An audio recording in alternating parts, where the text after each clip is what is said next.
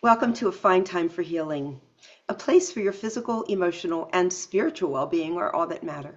So put your feet up, relax, and enjoy today's show. And here I am today, still with a little bit of the laryngitis with my husky voice, which is not my usual voice, but it's okay. I'm talking, it's coming out, I'm making sounds. I'm really happy about that. Whoa, I dropped my paper. Okay. All right. Today, our special guest is Debbie Anne Sellwood. And Debbie has a grown-up family.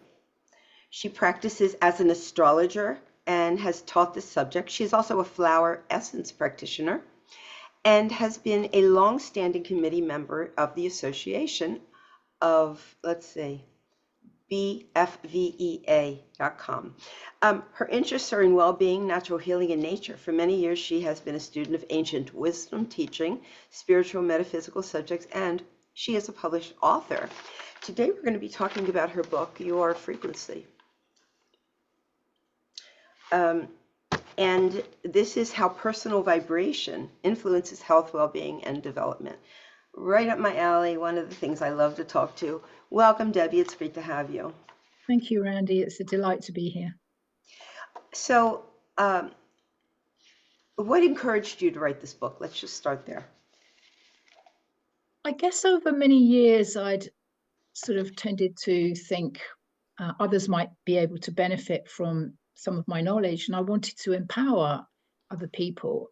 I've worked with energy both as an astrologer, because my understanding is that the planets are conscious entities and they emit frequencies or energies that influence us. And also as a flower essence practitioner, I work with the energies of plants. And of course, both these roles or these modalities I'm working with people that their emotions and their thoughts, their feelings, and which are energies as well. So it was, easy to understand from some years ago how their energies, how their thoughts were impacting in their well-being. And so I really, as I say, I wanted to empower people so that they could understand this. And the book is also just a bit more than that, as you well know, if you've read it. It tells us, I write about how we are energetic beings and we have different energetic bodies, subtle bodies, and we're sort of very, like, I would say, multidimensional energy beings, because we're functioning on different levels, some might say dimensions, or different densities. We are much more than just a physical body. So I'm hoping that people will, or my readers will get a lot from doing that. And I also think it's from the times at this point of time, we really are in a transformational period, and people are sort of asking questions of maybe of themselves, or looking for answers. What's this all about, and who am I? And we've been bombarded by lots of different energies at the moment. And it's probably in our best interest, I would think, to have a little understanding about who we are as an energetic being, how we can best manage ourselves so that we are more comfortable with these energies that we are receiving from the cosmos, from the sun, because I don't think that they're going to decrease. I think, it's always increasing these energy levels, frequencies. So we better get comfortable with them.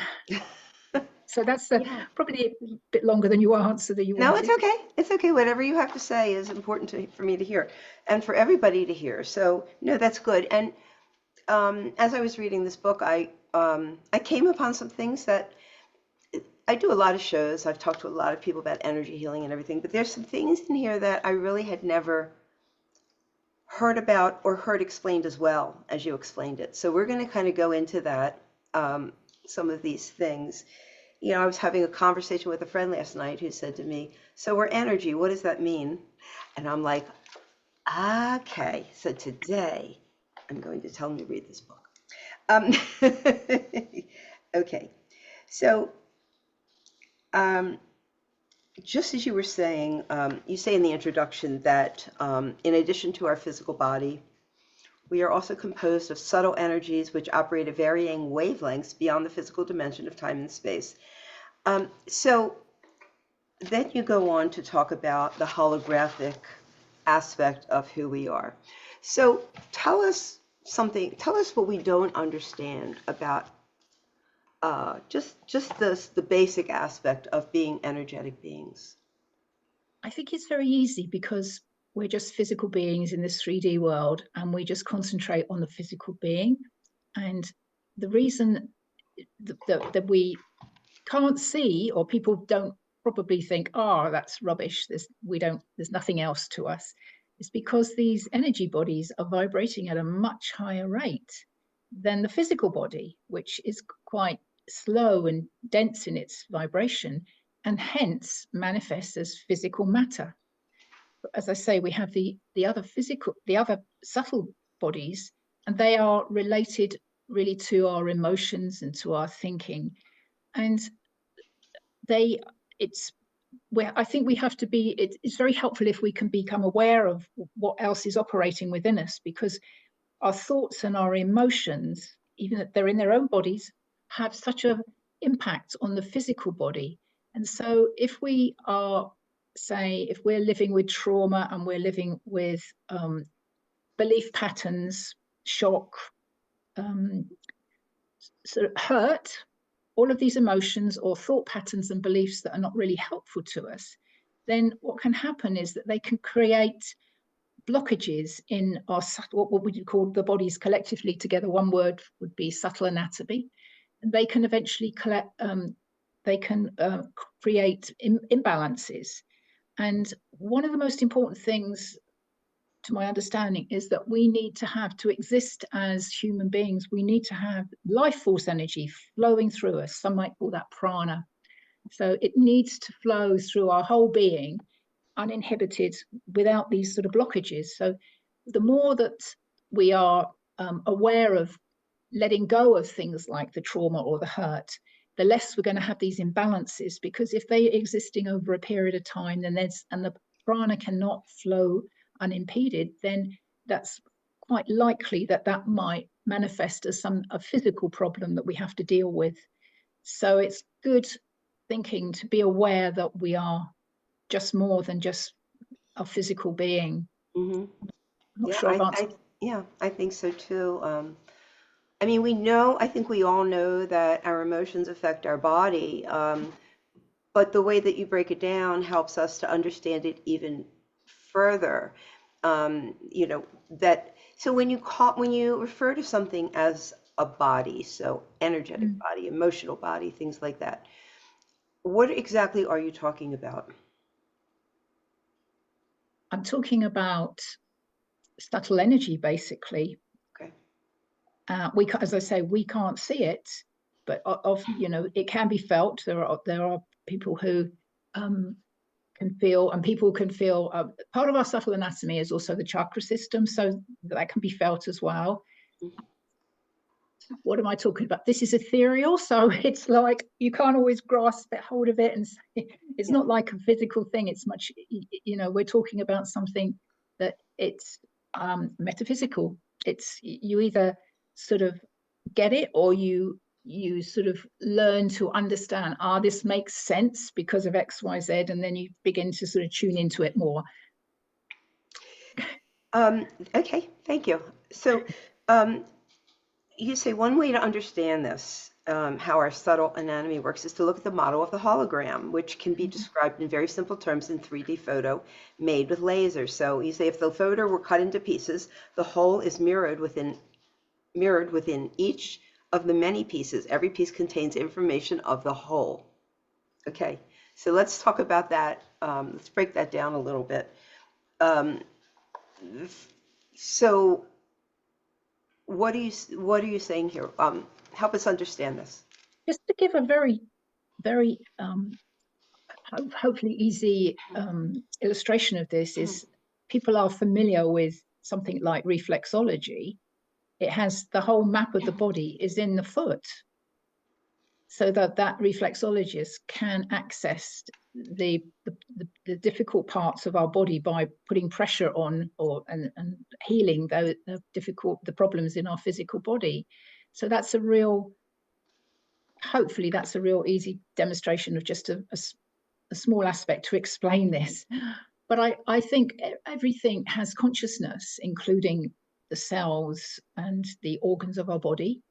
There's such an innate intelligence about our body that I don't think the medical system is really yet aware of, or maybe it's just not in their interest to be aware of it. It's not, right.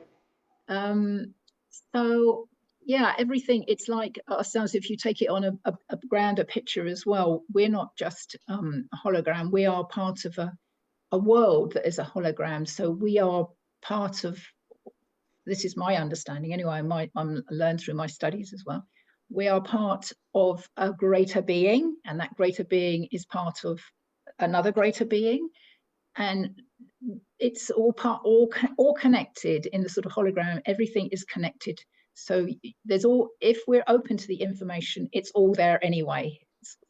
Sort of like the Matrix, like Matrix. Just everything's connected. Yes, everything is connected. Yeah, we're not always aware of it, are we? There's information everywhere. I mean, at one time I think scientists would say, oh, space was empty, but now I think from what I read, their understanding, it is absolutely full of information.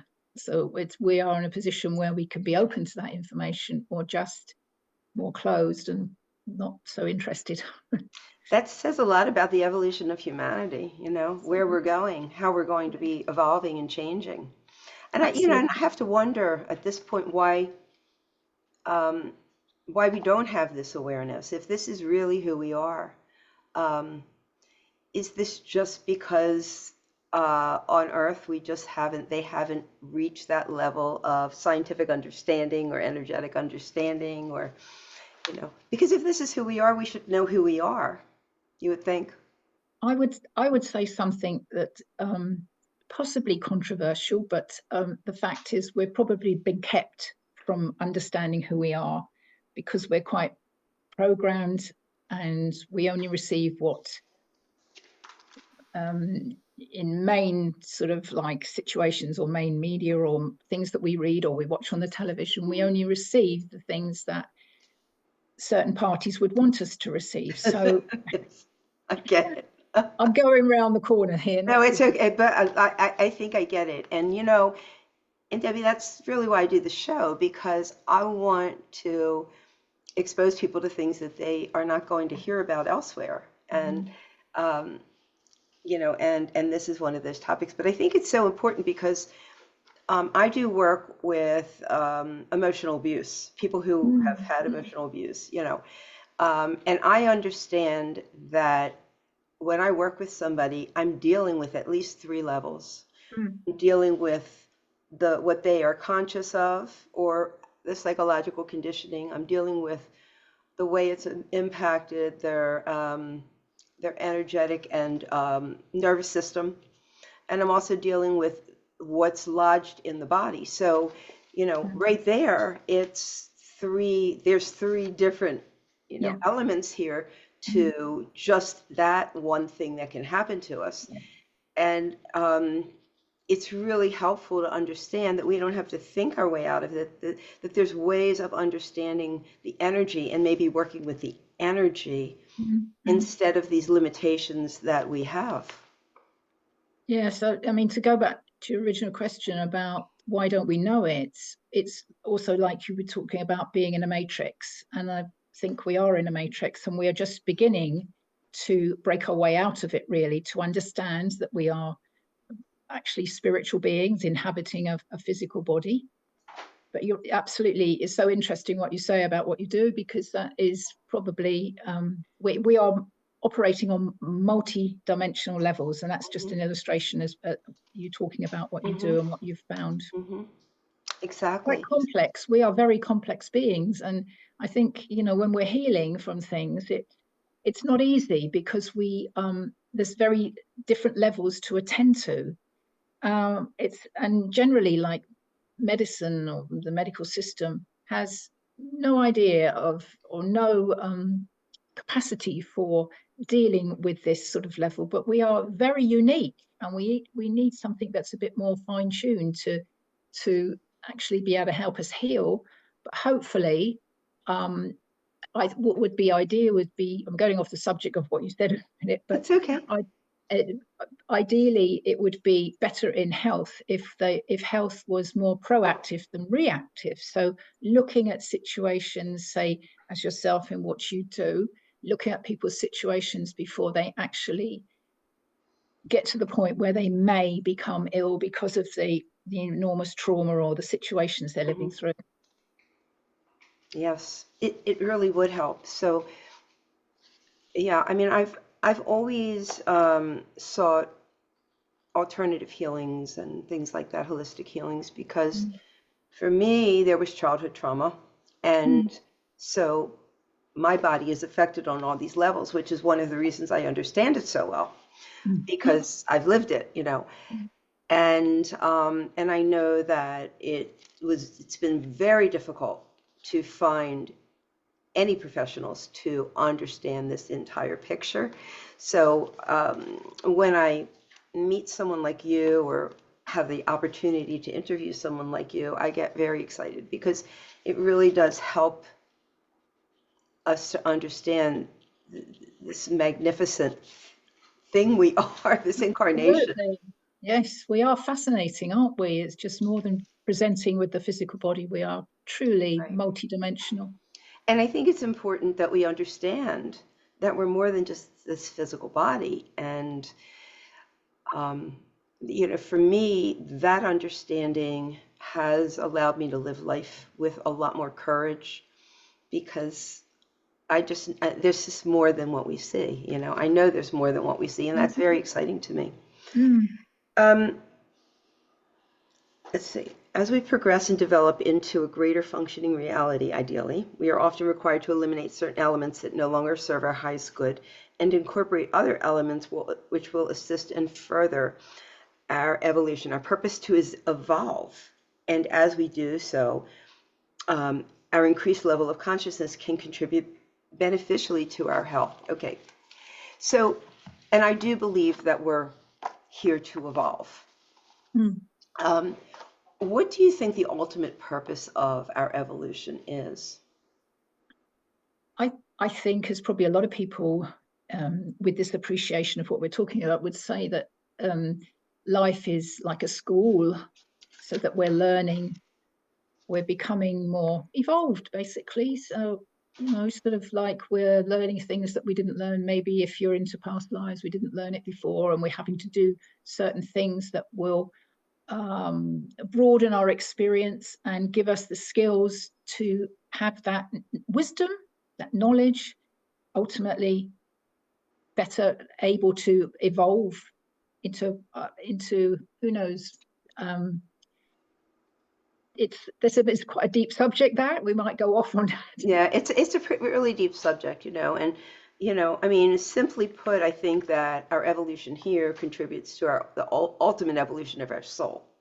Absolutely. I write a lot about the soul. I've got a chapter on the soul, and I truly believe that's, you know, our guiding principle, really. If we're listening, that's really helpful, if we can listen to the soul rather than, you know, not have that conversation at all. Some people don't want to have that conversation because they're much more invested in the physical body, and it's a leap of faith to believe that if you're quiet and your intuition is a bit more enhanced, then you're actually going to be picking up messages that are very helpful to yourself. Yes, that's true. It's true. Okay, so the physical plane that we live on vibrates at a lower level than other planes, hence its density in matter. But the higher planes, where our other bodies, our other bodies exist, are composed of higher frequencies of energies. And you say planes can be seen to be organized according to variant frequencies, often referred to as dimensions or densities. Okay, so just kind of elaborate on that. What are you saying here? Well, I mean, it would be my belief that our other bodies are basically living in other realities. But it doesn't mean that we're separate from them. We are part of that. It's just that we are so attuned to being here physically. I mean, there are a lot of people who are very aware of this are very aware that there are other dimensions. I mean, I think at this point in time as well, we are going through such a transition that we are increasing our awareness as to this sort of thing as well. So that's really helpful. I don't know. I was going to say one more thing then, and it's suddenly got, as I say, talking about dimensions and things is something that a lot of people will just tune out and say, there's no way. Mm-hmm. But well, one thing that I understand simply, okay, is that because I've talked to a lot of mediums, healers, channelers, psychics, things like that, and I've had several readings myself, so I understand it. And from what I understand is, in order for us to connect with that realm, they have to lower our energy and we have to raise ours, okay? Mm-hmm. Because our energy is so much slower than that of those who have crossed over. So for those who, believe that we go on and we have, we continue to evolve and live, I know that difference is. And the other thing that I do understand is that, and this is a hard concept for people, that we live in a very linear and dualistic world, meaning that, for us, there's a beginning and an end and a period on the end, and then there's this duality of negative, positive. There's always opposites here. But that's only here, okay? That's not really who we are, right? That's right. We are so much more than that, but we don't always get it. I talk a lot about in the book about the fifth dimension, because these dimensions are always there. I mean, some years ago, there was a lot of sort of media stuff on alternative media, and usually we are entering the fifth dimension. Well, I think the fifth dimension's always been there. It's just that our awareness is being lifted, and it's helpful if we can attune ourselves to the fifth dimension, because that's a better, a more advanced way of thinking, with positivity and love, and gratitude, and also the fact that our thoughts can manifest. So we're not used to living in that sort of, with that sort of dynamic. But I think this is, as we're going through this period of transition and we are raising our vibration, and if we are living with more joy, despite it's very difficult, because we're living in a very difficult world right now, and a lot of not so good things are happening, and it's very makes us feel very sort of restless and worrying about the future and whatever. And we just don't know what the things are being done that are not to our best interest. And of course, people are undergoing all sorts of terrible things, but it's like, it doesn't mean that we don't care about them or we can't send light to those situations, but it's helpful if we can just lift ourselves above that and live in more joy. And this would be more akin to living on a fifth dimensional level, rather than living with the duality that you've just talked about. Yes, I completely agree with you. My philosophy is that we don't need to get into the whys of why things are happening. We just need to spread our energy and our light. And the more of us that do that, the more we can settle all of this down, and this will all work out. Yes. And the fifth dimension is a much lighter dimension. Yes. I've never been, I mean, I'm sure you don't know me, but I talk about this a lot, but I've never been particularly comfortable in this heavy dimension. Never. You too? Absolutely, yes. Yeah, it just doesn't feel right to me. So, No. And I once asked, I guess it was I don't know if it was a medium or somebody energetic, and they're like, yeah, it's because you didn't come from this dimension. You came from the fifth dimension or a higher dimension, and you're not used to this heaviness. But this is a very heavy energy around us. It's very difficult. But we're transitioning right now, and I guess everything has to get turned upside down and around. Anytime this transition's never comfortable. That's right. And I think it's all the light is quite, there are a lot of people who are working with the light, with the positive thoughts. We are changing our world. It may not always seem visible, but I think what you just said, that we can input into this. This is the one thing that we can do, is to keep our consciousness high and to keep our thoughts positive. And there was something else then that was going to go on to, but It'll come back. Yeah, it'll come back. Yeah. I know. I do the same thing. When you're talking about things that are not physical, it's often, a lot of inputs coming in and you're trying to sort it all out. Well, and I know, and I have a feeling you're a lot like me in that I'm downloading information, and so it's not always my thoughts, and it comes in, and if I don't get it out, Yeah, exactly.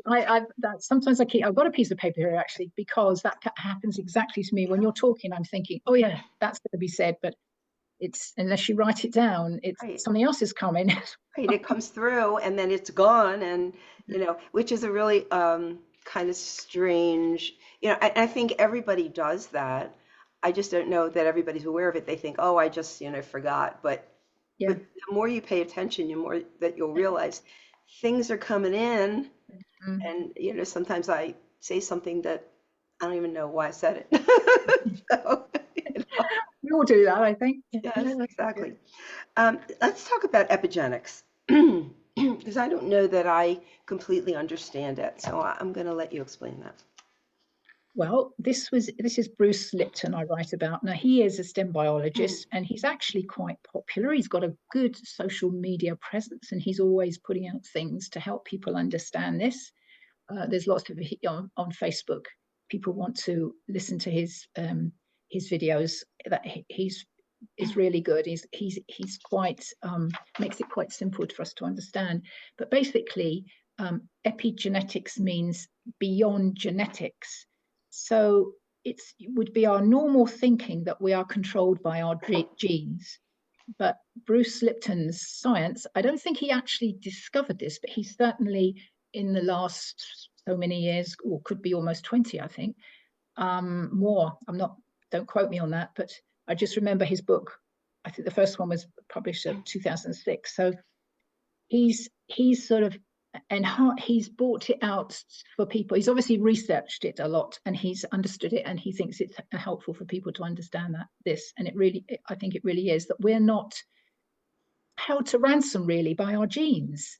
That it's things that are beyond the genes, like our perception of things, or our environmental, how we've been brought up, our thoughts and our emotions are inputting into our genetic, our genes. So we can actually change our genes by thinking positively and having the right emotions, rather than thinking, oh gosh, I've got this sort of problem, and being sort of like there's no way out sort of thing.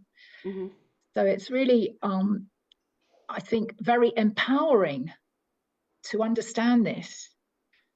I think there's obviously he's written lots of books and they're really good to get into and to understand this. Does that answer your question? Yes, it does. It does answer my question. And it explains a lot, because so it's, the basic aspect of that is nature versus nurture or whatever. But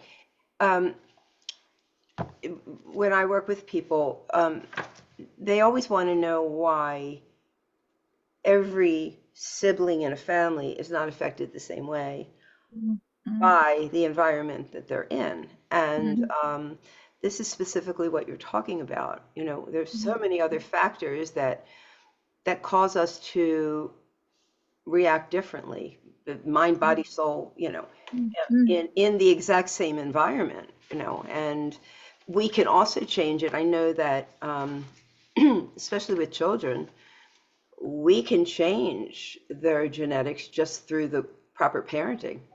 Mm. Mm. you know, Yes, absolutely. because I got a lot of stuff coming through my genes, but I was determined not to pass it on, and I haven't. That's So, right. there you That's go. it's sometimes it's they call that a word, don't they? The pattern breaker. It's another word from it, but quite often these patterns follow from in generations, and Mhm. then you get what one person really sort of thinks, I've got it, I don't need to pass this on, and it's not useful, so that they break the pattern. But it takes a Mhm. lot of courage to do that. So Mhm. well done to you. Thank you. Well, I've been told I'm a karma buster. Yes, that yeah. I'm a karma buster, so Mm. that's what I'm here to do. I'm here to just clear it Mm. out from before.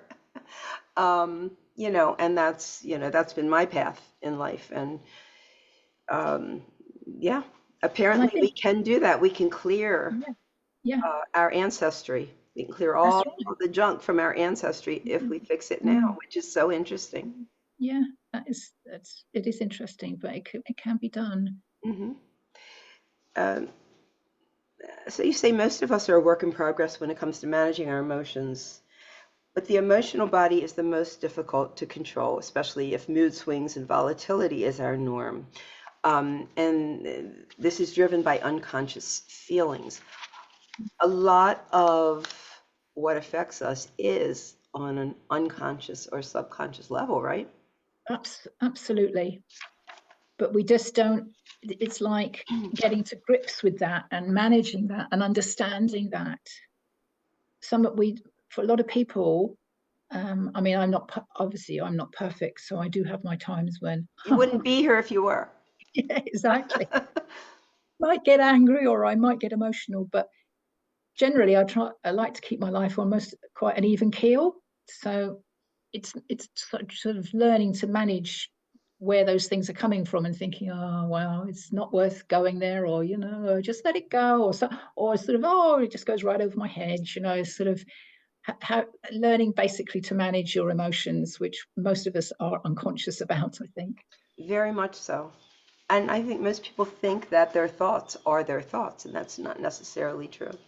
No, that's not We true. have all this programming going on that most people listen to, and they think that that's what they're thinking, and it's truly not. So, They I help people sort of put that in the behind them so that they exactly. can allow their own thoughts and feelings to come in, and they're not crowded out. What is the mental body? Well, this is where our thoughts are, where our thinking process happens. It's hard to believe, isn't it, that we have a separate body for this? But I think all of these bodies, particularly like the emotional body, if you get upset and emotional, it's almost as if you are in a total different body. It's just like feels quite, unusual. But the mental body, yeah, this is where we're, and I know I'm in my mental body a lot because I'm quite a thinker. We're processing our thoughts and putting them together in the mental body. Okay. But this is one, as you say, it's really helpful to examine your beliefs, because if you think, are these beliefs serving me? I may have grown up with these beliefs. So we're in the mental body now, and we're just thinking, does this really serve me? Is it in my best interest? It's when you're also talking about people who have been exposed to certain things, and it might have been really detrimental for them in how they live their lives. Some people come to a point, and as a practitioner myself, I sometimes try to help them to say, how much longer, in the nicest possible way, not necessarily these words because they're strong, but how much longer are you going to give your power over to maybe your mother or your parents or is there a point when you can say, okay, that wasn't helpful, they did their best but not helpful, but then you've got to take your power back and say, right, I am much better than I have been told, and I need to continue my life in my power, and I can leave that behind. It's just that's a belief system that is not helpful. No, it's not. And there's this, it's called cognitive dissonance. It's something where it's very hard for us to change a belief system that's so grooved in for so long. And this is what I help most people do as well. It's very similar to just kind of paving over the old grooves and creating some new ones. But it doesn't happen 1, 2, 3, because our mind doesn't like the conflicting thoughts. If it's so used to, this toxic kind of way of thinking or this programming, it's not so easy to let it go, So it takes a lot of patience and repetition. So it sounds like you experience the same thing. Yeah, absolutely. Yeah. And it's such a relief, I think, when people finally get that and they're like, oh, I don't have to be like this. yeah, this isn't me. I don't have to think like this. Wow. Yeah. Once it goes, it's like such a relief. It's a huge weight off your shoulders. Yes. Yeah. It's heavy. It's heavy carrying those sort of things, isn't it? It It's is very heavy. detrimental to every part of your being. Well, yeah.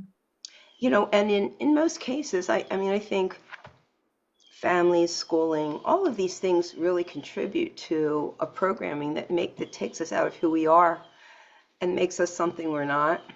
And then we have to, at some point, find our way back to who we, actually are.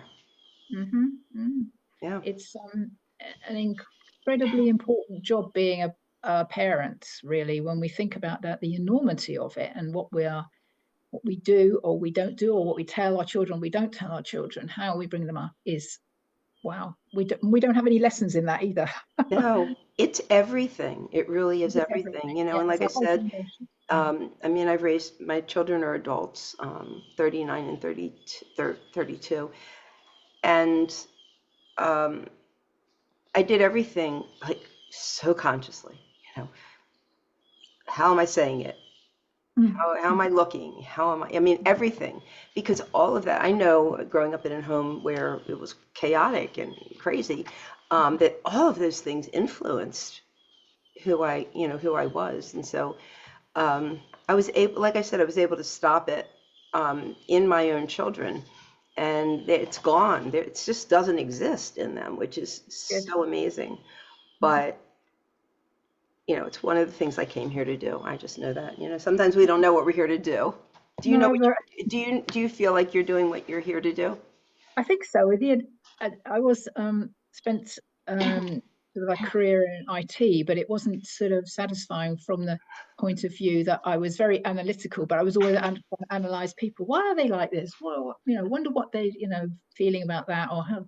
And so hence I started to study to become an astrologer. So from my own point of view, I can look at my birth chart and think, oh yes, that's what I should be doing. Yes. So it's very confirming to me. Yes. Yeah. Yeah, it is. So hopefully I'm on the right path. I think you are. I mean, you have a lot of wisdom here that you're offering. Okay, so now let's expand this, because you say we're intimately connected to everything else. Our individual etheric bodies are part of the etheric body of humanity. And which is part of the etheric body of the planet, which is part of the etheric body of the solar system, and so on and so on. So humans can be seen as the microcosm.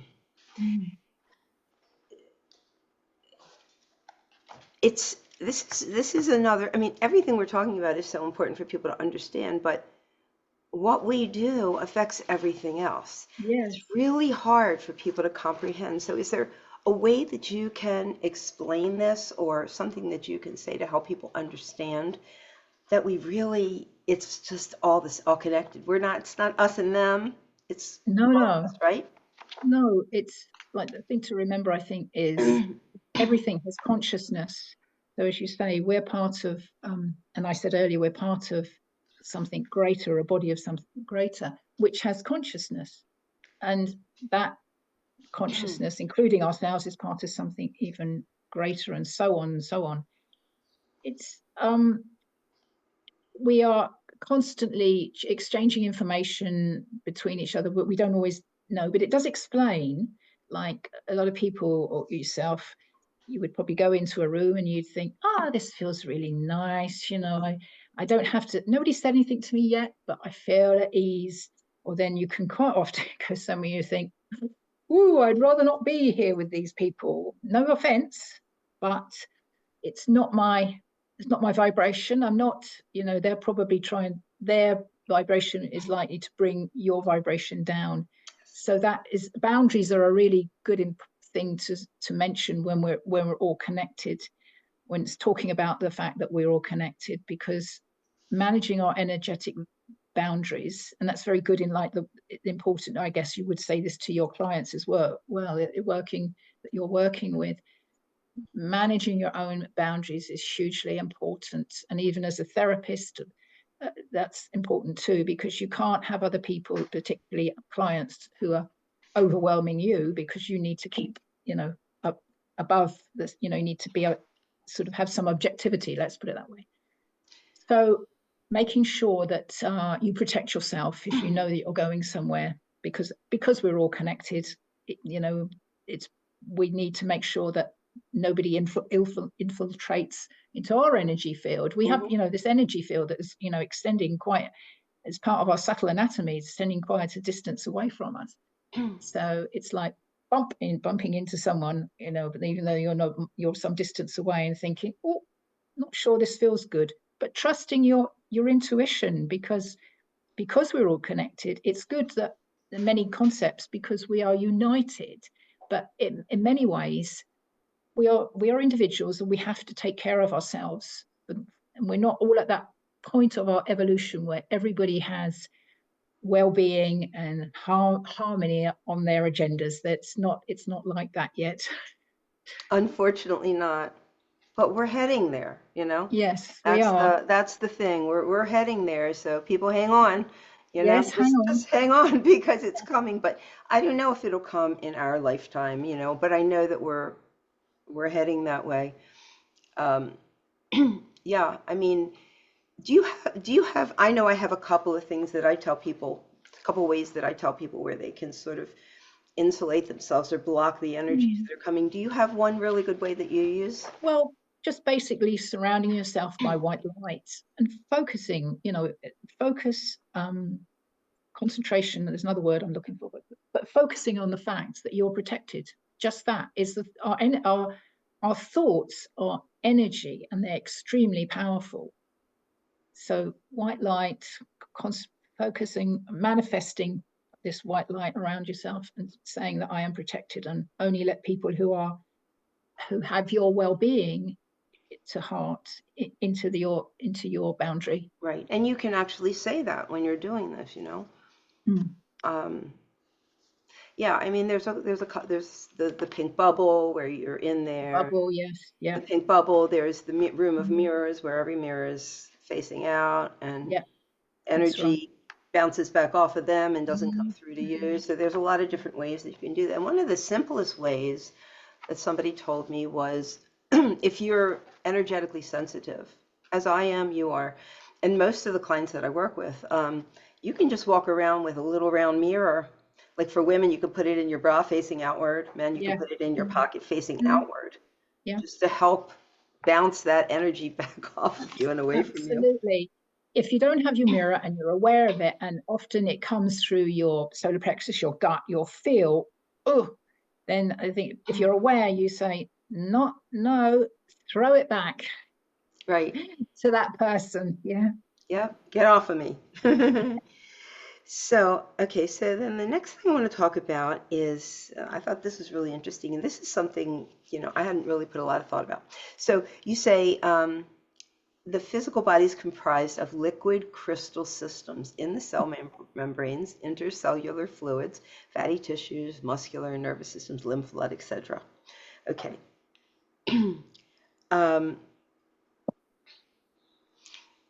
What does that mean, that we are structured with liquid crystals?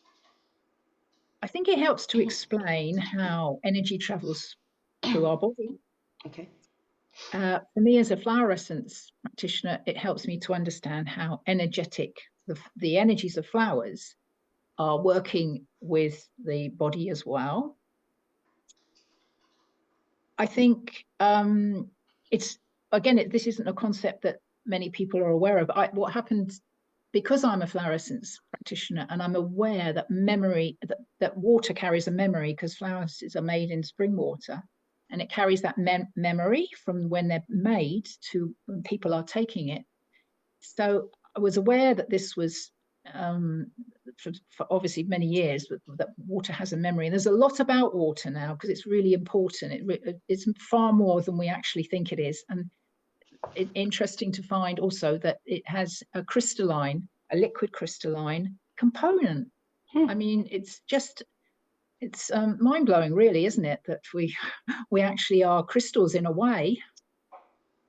And this is, powering our body. And because crystals have the ability to focus and transmit energy. So, it makes sense to me that we are actually living crystals in a way. I like that. I like thinking about that. It sounds pretty. Instead of blood, it's all in fluids. Yeah, exactly. We're liquid crystal. Okay, that just sounds so much nicer. It's not just, maybe to point out, it's not just my, making this up. There's a lot of, in the book, I actually quote several people who have done a lot of research into this area. Yes, you actually do. And some books and things like that. Yeah. I just recently started taking Alaskan flower essences. I heard they're really good. Are you familiar with them? Yes. Yeah. And it's amazing. They're very powerful. And they address so many little, you can choose whatever, you're kind of going through or what you think you need, and you put together a formula. I've got my little bottle, 4 drops 4 times a day, and that kind of thing is really interesting. Let's see where I want to go next. We're good. Well, we have 10 minutes. Okay. Oh, this is where I want to go. The 7 rays of light. What are the 7 rays of light? I love the 7 rays, and not a lot of people have heard about them, but they're basically streams of consciousness of light that come from cosmic sources. They have been, they are said to be mentioned in ancient religions. They've been more brought out to more publicly by teachings of theosophists, say like Alice Bailey and can't think of her first name, Blavatsky, I can't think of the first name. They are maintaining everything in the universe is maintained by these rays of consciousness. And there are more than 7 rays, but this is the main 7 that I write about here. And the interesting thing, I think, is that although they can influence us on an individual level, but they also influence us collectively. And what is happening in the world right now is that we are on a transition, and some people, we could understand this by looking at the age of Pisces. We are moving from the age of Pisces into the age of Aquarius, and this doesn't happen very often. Every 2,160 plus approximately years, it's part of a bigger cycle. But the rays are said to power the ages, and the 6th ray is also such as the age of Pisces. They're very similar in their qualities, but they are both ebbing away. And the 7th ray, which has an affinity with the age of Aquarius, is now coming into manifestation. So with the 6th ray, we've had 2,000 plus years of religious wars. The 6th ray is, as I say, Piscean in itself as well, has qualities of that, and it's about religion. Basically, the 6th ray is about spirituality, but with every ray, such as with every astrological sign, you can always have the shadow side. So we don't always, we've always got, the good side of us, and we've always got maybe they're not so good side if we're Right. talking about astrology. And that's similar with the rays as well. So we've seen during these last 2000 odd years many religious wars, because the spiritual aspect has been used in a detrimental way to maybe control us. Okay. So that is, we are phasing out of that now, although certainly we're in wars, aren't we? But this is, as I've said before, the light is coming in to shine on all of these things, that we can see it for what it is, and then hopefully we'll move beyond these things. But it's also like, I feel that we've been imprisoned in a matrix. And as you meant, I think we talked about that before. Why don't we know that we're spiritual beings? Because that has been kept from us. So that's another sort of 6-ray imprisonment type, characteristic. So we're moving into the 7th ray, where there is much more understanding of energy, as is the age of Aquarius as well. And it's about bringing, manifesting what is above, or what is in the etheric, what is above, down onto a more physical plane. So understanding that connection as well, and it's more attuned to sort of healing vibrations as well, sort of the energy and sound. I can't remember what was the other one. I think like crystals. I mean, that's over the last 50 plus years, we've seen a much more interest in crystals, although they've always been known to be used in past civilizations. Their profile has been raised. So it's all good stuff that's coming, but the rays, just as the ages, we're in a transition between both of them. And what it creates, you're not in one and you're not in the other yet. It's sort of like an in-between. So it's really a lot of flux, a lot of things are being thrown up in the air.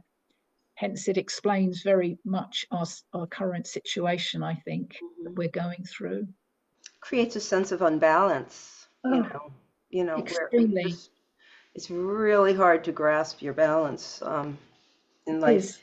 Especially if you're sensitive and you're not used to living. I mean, physical life is quite difficult anyway, but the last few years have been very much more. If you're continually dwell on that, but as we talked a little bit about earlier, we have to lift ourselves above that to exist, basically. Right. It's not about fighting all the individual battles. It's about understanding, gaining a perspective of it as a whole, Yes.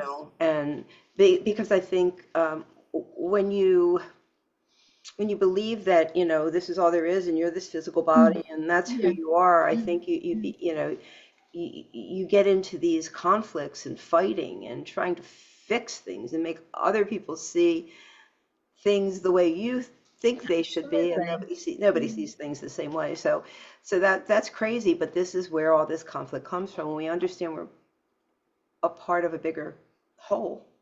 And we go into fear as well, and fear is one of the worst things ever. You're right. When we make decisions in fear, they're always going to be wrong. So you say there's various characteristics to each race, such as unique vibration, quality, and color representation. So these are transmissions from the cosmos. Is that what we're actually getting?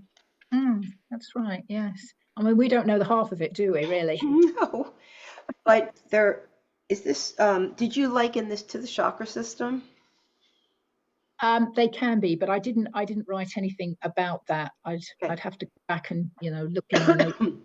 Gotcha. Not something that's on the top of my head, if you say. It's okay. Okay.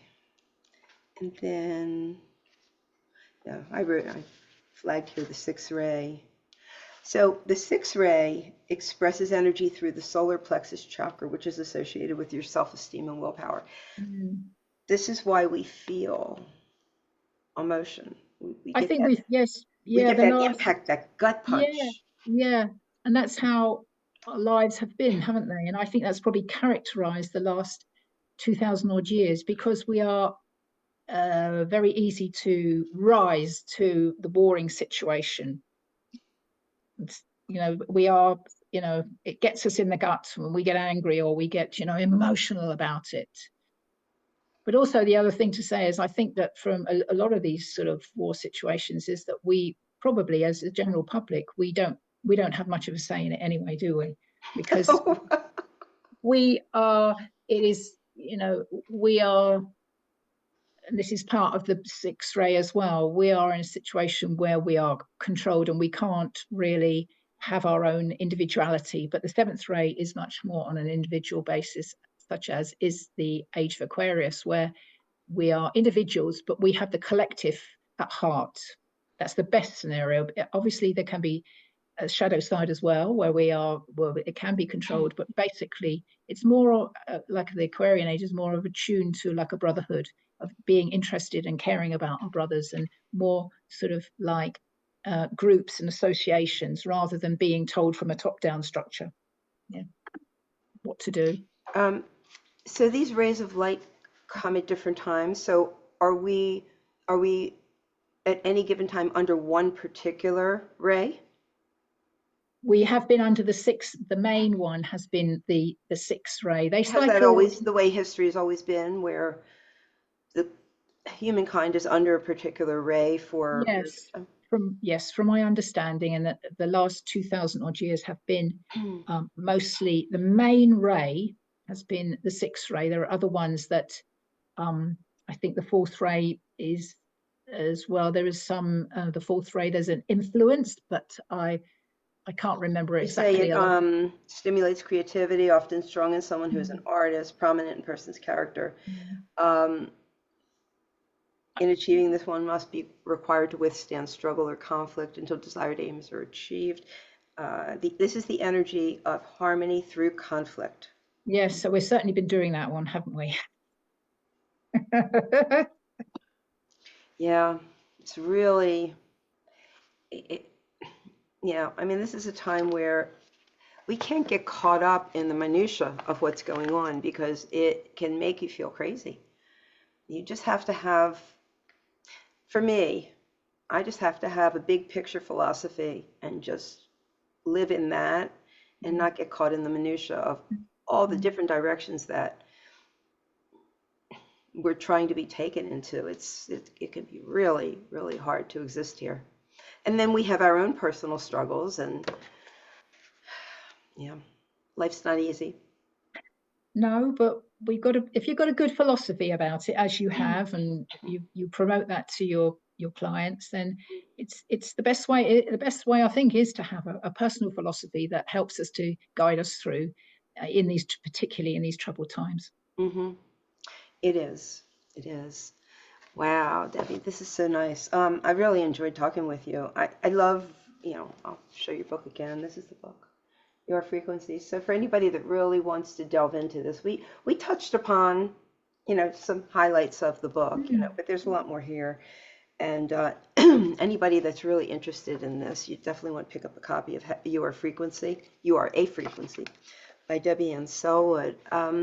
So we covered a lot. Is there anything else you wanted to leave us with? Or I always think it's worth mentioning to keep your vibration. I talk about vibration, to keep your vibration high. We just mentioned a little bit about that, but really important. Keep your thoughts elevated. Don't go into fear, and enjoy nature because that's uplifting. Very important to keep your vibration high. Watch your boundaries as well. Okay, so we keep our vibration high by keeping out of our head and staying out of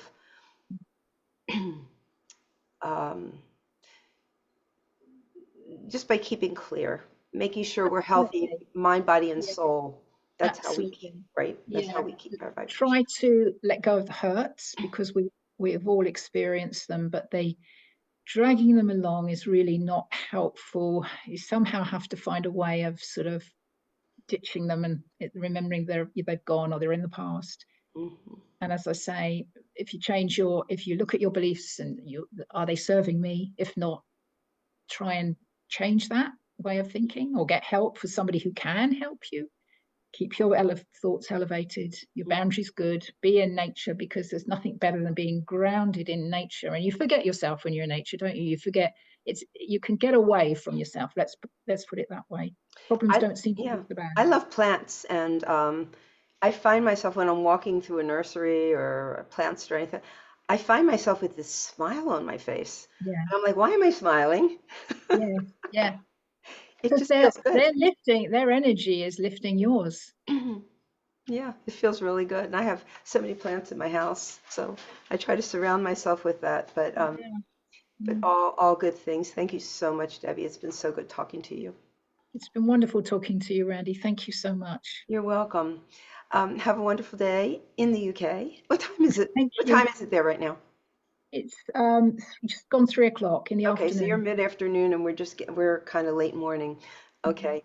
Well, it's been really wonderful. Thank you for writing the book, and it's really been a great conversation. Thank you. Take care. Thank you. Okay. Bye-bye.